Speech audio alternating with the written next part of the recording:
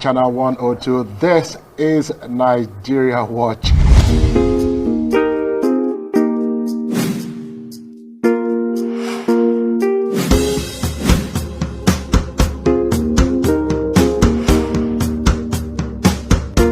Laws of the land.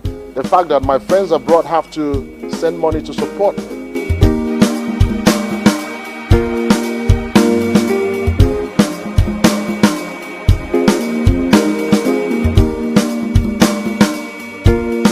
By now, they can afford to pay the few individuals coming out to vote, and then by that simple majority they've won. And that's not necessary.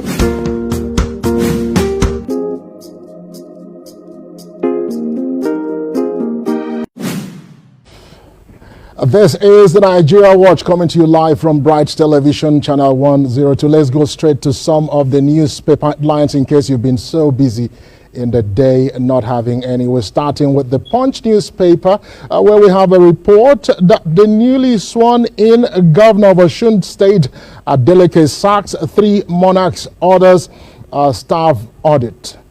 Adeleke sacks 3 monarchs, orders staff audit. That's coming from the Punch newspaper. Still from the Punch newspaper, we have this one. Uzodimma appoint Onyebule, new Imo Broadcasting Corporation Director General. Uzodimma appoint Onyebule, new Imo Broadcasting Corporation DG.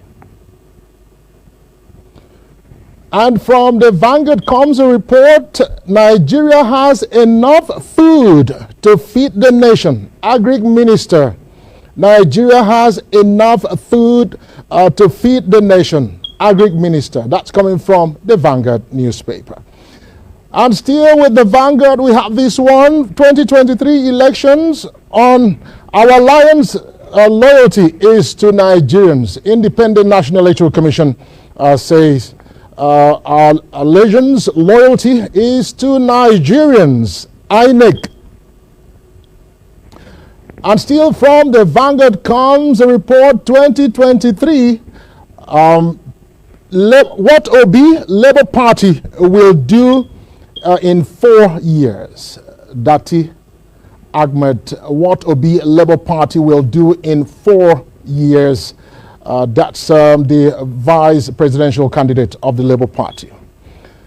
And from Delta State, still 2023 elections, PDP will win with wide margin. Ned Nwoko, PDP will win with wide margin. Ned Nwoko says. And for those who are building up for travels this holiday, seems to be some kind of not bad news anyway. You have to keep some money. Guardian says despite large fleet 100% fare hike, disruption awaits festive travels. Despite large fleet 100% fare hike, disruptions await festive travels. Those are some of the newspaper headlines. When we come back, we'll give you details of the news. Stay with us. This is the Nigeria Watch.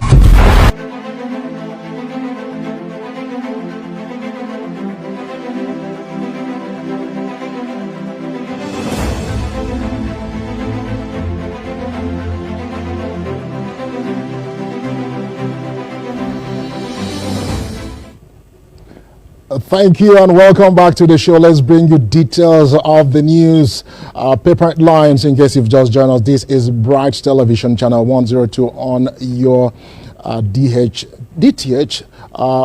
TSTV decoder. Let's go straight to starting with the Punch, where we brought you a report that the Osun State Governor, Senator Ademola Adeleke, has directed security agents to take over the palaces of Ibajo, Are of Ire, and Akinrun of Ikirun. The directive was one of the executive orders signed on Monday by the governor. The spokesperson for Osun Governor, Olawale Rashid, in a statement obtained in Osogbo, explained the content of the 6 orders signed by Adeleke. Also stated that all appointment of traditional rulers made by the immediate past administration after July 17, 2022 would be reviewed. In Imo State, there is a new appointment from Governor Hope Uzodinma, where the Governor of Imo State, Hope Uzodinma, has approved the appointment of Ife Onyegbule as the new Director General of the Imo Broadcasting Corporation. Onyegbule has been a board member of the state-owned radio cum television station since 2021, before her appointment, which is with immediate effect. This is according to a statement by the Chief Press Secretary and Media Advisor to the Governor, Ogwike Nwachukwu, on Monday. In congratulating Onyegbule, Governor Uzodinma urged her to bring to bear in the IBC her years of experience and professional competence in the broadcast industry for overall benefit of Imo State.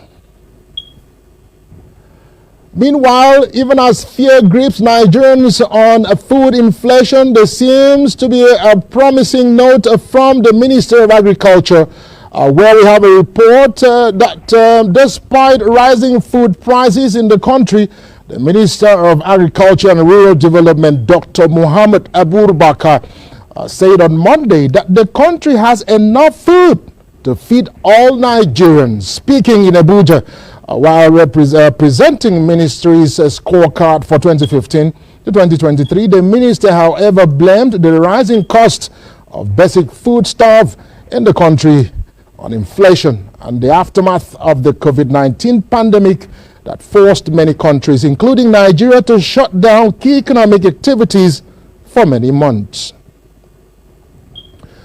Meanwhile, the Independent National Electoral Commission, INEC, as part of its preparation for the 2023 general elections, the Independent National Electoral Commission has assured Nigerians that its allegiance and loyalists are to Nigerians. The electoral body also warned its staff against compromise. INEC Chairman Professor Mahmoud Yakubu gave this assurance at the opening of a two-day induction retreat for the Commission's administrative secretaries in Lagos. Meanwhile, a vice presidential candidate of the Labour Party, LP, Senator Yusuf Dati Ahmed, has said that from the first month in office, Nigerians would start seeing clear changes if the Labour Party presidential candidate, Mr. Peter Obi, is elected next year. Speaking on a one-on-one program on Channels Television, kidnapping for ransom, subsidy, racketeering, and money laundering, among others, would be tackled, and the economy would be boosted via investment in agriculture, infrastructure, and attraction of foreign direct investment. And in Delta State, we have on a good note that the People's Democratic Party senatorial candidate for Delta North, otherwise known as Anioma, Prince Ned Nwoko, says that he was in the House of Representatives from 1999 to 2003, shortly after his return from England, and he did his best, and he has gone ahead to say that come Delta 2023 PDP will win massively in Delta State. He made this while talking to Godwin Ije-Diogo on his ambition to return to the National Assembly and the party's disagreement with the Integrity Group, formerly known as the G5. And ahead of the festive season, The Guardian reports that despite large fleet 100% fare hikes, disruptions await festive travelers. Bearing a special intervention, local air travelers should brace up for another round of airfare hikes this festive season, alongside a high probability of flight delays and cancellations nationwide. Besides, the Harmattan is expected to disrupt operations during this peak period. High cost of operations, especially aviation fuel, crossing 5 to 800 naira per litre mark, has raised fares to 150,000 naira on one-way economy class, subject to seat availability.